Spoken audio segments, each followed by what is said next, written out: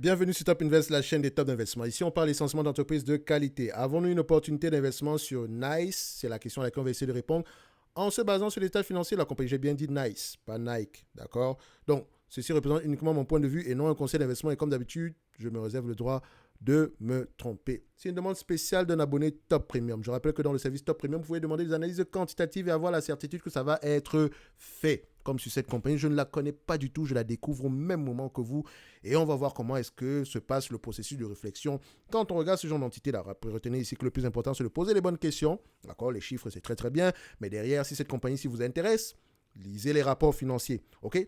Donc, comme je l'ai dit, c'est une société qui est cotée sur le Tel Aviv Stock Exchange. Donc, c'est une compagnie israélienne. Je pense que c'est la deuxième ici. Je pense que c'est la deuxième entreprise israélienne qu'on analyse également ici. Je pense qu'il y a également elle est également cotée au New York Stock Exchange ici. Je pense que j'ai dû voir ça quelque part ici.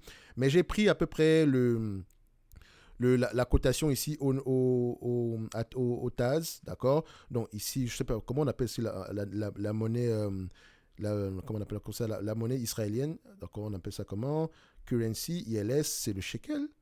Voilà, shekel. J'espère que je prononce ça bien, d'accord?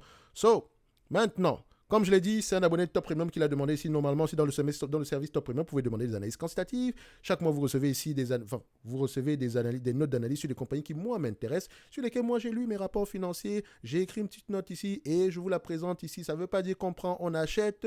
Non, d'accord? Si la compagnie vous intéresse, vous allez approfondir un tout petit peu. Si vous voulez qu'on parle business ici, on en parle, ok?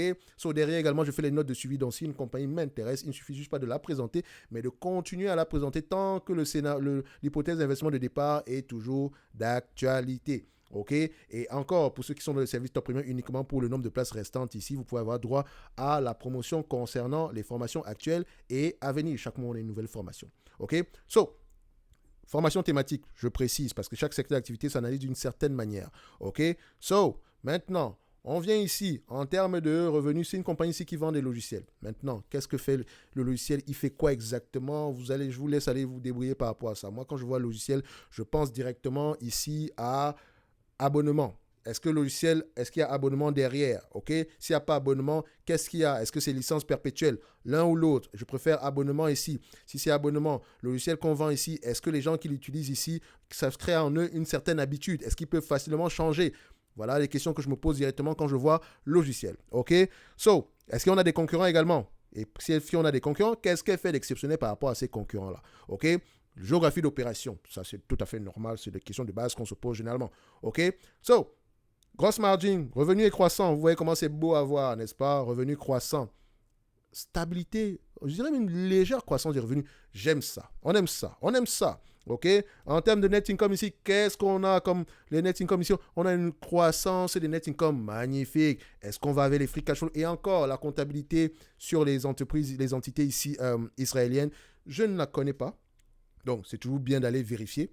Donc, je sous-entends qu'elle reste la même parce que la comptabilité ne change pas dépendamment des régions ici, d'accord? Elle ne change pas vraiment de... Elle ne change pas beaucoup. Il y a peut-être certaines nuances ici, mais voilà. Un bilan reste un bilan, il faut qu'il soit équilibré. Des free cash flow restent des free cash flow et les net income restent des net income. OK? Les grosses margins, c'est toujours des grosses margins. Excusez-moi, je dis toujours en anglais parce que c'est l'habitude. Donc, marge brute, etc., bénéfices nets et flux de trésorerie flux de trésorerie libre pour les free cash flow. De toutes les façons, ici, c'est trop long pour dire flux de trésorerie libre. On préfère les free cash flow. C'est mignon. Alors, free cash flow ici, on met ça sur le même graphique. Free cash flow. Tendance à parler plus fort que les net income. Magnifique. Maintenant, la question que je vais me poser, c'est de savoir, dans ces free cash flow-là, d'accord, est-ce qu'il n'y a pas des loyers ou quoi que ce soit, ou quelque chose derrière comme ça, ou bien des stock-based compensation? OK? Déjà, pour les stock-based compensation ici, je peux aller vérifier ça ici et on voit quoi? Peut-être pas. Tout simplement parce que le nombre d'actions n'augmente pas énormément. Mais je vais également mettre ça ici trimestriellement, juste pour voir ça. Pas beaucoup. OK. Ça pourrait être intéressant à aller regarder encore en profondeur. OK. Maintenant, la marge EBITDA ici, est-ce que la marge EBITDA reste également assez croissante ou bien stable? Qu'est-ce qu'on a? On a une croissance des marges EBITDA. Donc, ça veut dire que l'entreprise, tout revenu supplémentaire ici, descend directement au niveau des bénéfices. D'accord? Bon. ça, théoriquement. On va également voir ça avec les marges et les bénéfices nets ici. Donc, ça dit que l'entreprise devient de plus en plus efficiente. Donc, quand on met à peu près sur les 10 dernières années ici, bon, quand même, hein, ça se discute, d'accord? Mais j'aime bien ce que je vois ici. On a du 11%, 12% ici. Là, on a presque du 30%, du 23% ici. OK, parfait. Maintenant, en termes de dette nette, qu'est-ce qu'on voit ici? Je serais étonné d'avoir de la dette sur cette compagnie ici. On a du cash net. Magnifique. Magnifique. Et je rappelle que ça, c'est en dollars américains, c'est pas en shekel. Donc, si je traduis ça, il faut toujours vérifier la monnaie quelque part ici. Dans Setting, on va voir ça. Template, non, c'est plutôt ici. Bref, vu que je suis au niveau de la dette nette, il faut vérifier ici que c'est bien ILS. D'accord? En shekel. OK? Faites attention. Sinon, vous allez comparer les dollars avec les shekels. Ce n'est pas la même chose. Il ne faut pas oublier la conversion entre les deux. Mais au moins, qu'on les identifie ici, on est assez content. Maintenant, on continue. On a du cash net. Parfait. Le nombre d'actions, on l'a également. La dette nette, on l'a également. On voit que c'est une compagnie qui a une certaine bonne croissance ici. Semblerait-il que ça continue. Il y a de grandes chances que ça continue dans le futur. Les analystes, parce qu'on va le prendre ici en considération, les analystes ici, est-ce qu'ils ont tendance ici à être optimistes pour cette compagnie-ci? Oui, on s'attend à 8% de croissance en 2023, donc au 31 décembre 2023, par rapport à l'année précédente ici. Sinon, une croissance moyenne aux alentours de 10-14% par là sur les années à venir. Parfait, tant mieux, tant mieux, tant mieux, tant mieux. OK? Donc, je sais déjà ici qu'ils sont assez optimistes, ce qui veut dire que moi, je dois aller vérifier de mon côté s'ils sont optimistes. Pourquoi s'ils sont optimistes? Peut-être par rapport à la qualité du logiciel, etc. Est-ce que les marges vont rester à peu près stables ici? Malheureusement, on ne donne pas l'information par rapport aux marges ici. On donne la marge EBITDA. On peut déjà avoir l'information. Elle aura tendance à rester stable. OK? La marge nette ici, elle aura tendance également ici à rester, je pense également, légèrement croissante. On dit même croissance. Donc faites attention, n'allez pas au-delà de 2025 parce qu'il n'y a qu'un seul analyse sur le dossier. Ça devient de plus en plus fragile comme résultat. Déjà faire des prévisions, c'est assez fragile, mais faire des prévisions aussi éloignées que ça, 3 ans et plus, ça devient de plus en plus fragile. Il vaut mieux qu'il y ait énormément d'analyses sur le dossier. Maintenant, si on compare avec les free cash flow, disons que par rapport à 2023, on s'attend à peu près à des bénéfices nets de combien? D'accord? Vous avez vu ici que les free cash flow sont plus élevés que les bénéfices nets. Donc, si on prend les bénéfices nets ici, 566 millions en termes de médiane, admettons que nous avons une compagnie ici qui peut nous reverser 566 millions. Attention, j'ai failli comparer les dollars et les... Comment on appelle ça encore? Et les shekels. Donc, il faut que je modifie ici. Manage. Donc, on va mettre ça en ILS. On va chercher ILS. Oh, j'adore Coifin. Magnifique. OK. Parfait. Donc, je modifie ça, je vais chercher les ILS, voilà, Israeli Shekel, voilà, et voilà. Maintenant, on va regarder ça rapidement ici. En médiane de bénéfices nets ici, on s'attend à peu près à du 2 milliards 67 millions de shekels. 2,067. 2,067. C'est un business, c'est logiciel, donc on peut au moins s'échanger avec logiciel avec croissance, on peut s'échanger à 20-25 fois les bénéfices. Admettons 25 fois les bénéfices. Ça ne sera pas si fou que ça. OK? On sera à peu près à 51 milliards. Donc, c'est-à-dire que si cette compagnie-ci vous reverse la totalité des bénéfices nets attendus en 2023, OK, par rapport à la capitalisation boursière actuelle, sans prendre en considération la dette, parce qu'elle a même du cash net, donc techniquement, ça sera même un rendement bien plus élevé que ça, on aura un rendement de 4%. C'est une compagnie de croissance. Ça veut dire quoi? Si cette compagnie-ci arrive à nous générer à peu près disons du 10% sur les 5 prochaines années, 1, 2, 3, 4, 5. Ce qui veut dire que si le prix ne change pas, d'accord, et que les bénéfices nets augmentent, on va se retrouver ici, par rapport à notre prix d'acquisition, on aura payé 15 fois les bénéfices. En payant 25 fois ici aujourd'hui, on pourrait se retrouver avec les bénéfices nets ici en 2028, ici de près de 15 fois les bénéfices. OK?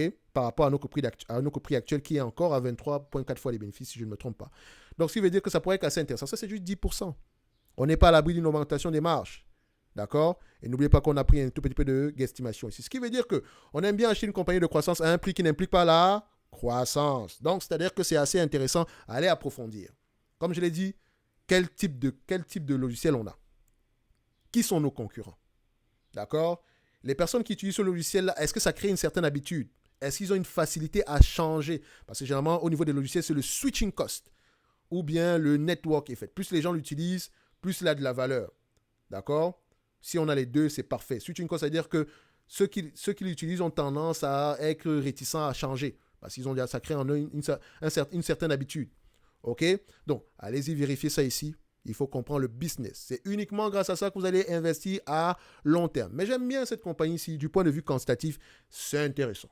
J'aime ça. C'est intriguant, assez intriguant. OK? Et ça pourrait même être très sous-évalué en date d'aujourd'hui, vu que ça ne prend pas en considération une éventuelle croissance. Si on extrapole un tout petit peu, et encore, je suis resté au niveau des bénéfices nets. On s'est dit que l'entreprise ici a des free cash flow plus élevés que les bénéfices nets. Ce n'est pas qu'on s'est dit.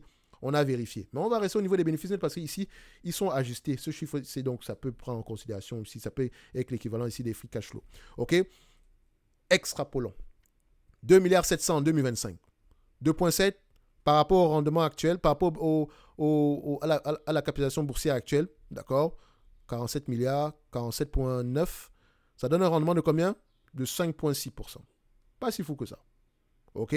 Mais je constate ici, quand je regarde à peu près l'accès de croissance, je vois à peu près ici en termes de croissance des revenus. Moi, j'ai pris les marges, je les ai pris en ajusté. Hein. Donc maintenant, ici, en yearly, je vois qu'on est à peu près 10%.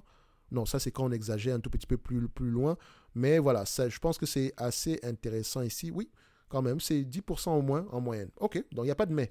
C'est intéressant. En tout cas, Nice Ltd Limited, ça peut être intéressant à l'approfondir. D'accord? Généralement, si vous recherchez qu'est-ce que cette compagnie-ci fait, parfois, il faut aller regarder YouTube. Hein.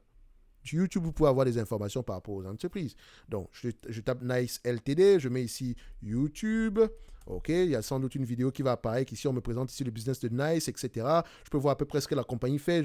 Voilà, toutes les vidéos YouTube ne vont pas parler de Nice. Donc, il faut faire la différence. D'accord? Faites attention. En tout cas, ceci n'est que mon point de vue et non un conseil d'investissement. Il se pourrait qu'on ait quelque chose d'assez intéressant ici. Allez approfondir. Rappelez-vous que je me suis limité uniquement aux éléments quantitatifs. On n'investit pas uniquement en se basant sur des chiffres. C'est important comme point de départ. Mais pour bâtir une conviction à long terme, on lit les rapports financiers. Si vous vous limitez uniquement aux chiffres, il y a des risques qu'on tombe sur un value trap. Et on ne va pas se rendre compte qu'on a un value trap ici, tout simplement parce que présentement, les chiffres sont encore positifs. Et quand ça commence à se détériorer, c'est pas beau à voir. OK? Donc, les analyses changent d'avis très rapidement et vous devez également être capable de changer d'avis très rapidement. Et pour pouvoir le faire, une seule chose, lecture des rapports financiers. Lecture des rapports financiers. D'accord? Vous ne verrez jamais un quelconque investisseur de talent qui ne lit pas. Qui ne lit pas. Les gens qui pensent que pour analyser une compagnie, il faut faire 1 heure de temps, là, ça prend des jours. Oui. Si ça fait 1 semaine que vous êtes devant vos rapports financiers, c'est normal. C'est le processus. C'est normal. Au début, c'est lent, c'est comme le vélo. Mais une fois que vous avez une certaine expérience, vous savez exactement ce que vous recherchez. OK?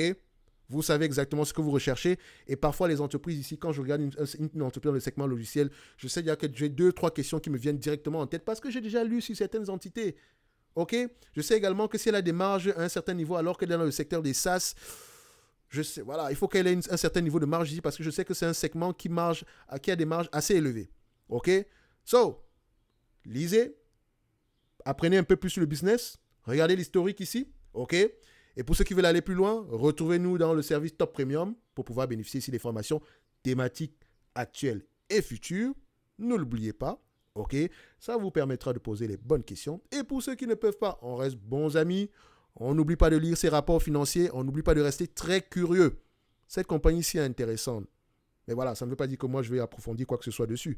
Je pense que j'ai déjà assez de travail à faire de l'autre côté, ok? So, c'est intéressant. Pour ceux qui sont investis, ceux que ça intéresse, vous pouvez aller, voilà. Il y a de grandes chances que le temps investi pour analyser cette compagnie-ci soit bénéfique. OK? So, on va se donner rendez-vous sur la prochaine vidéo. Et d'ici là, portez-vous bien. Et on se dit à bientôt. Merci.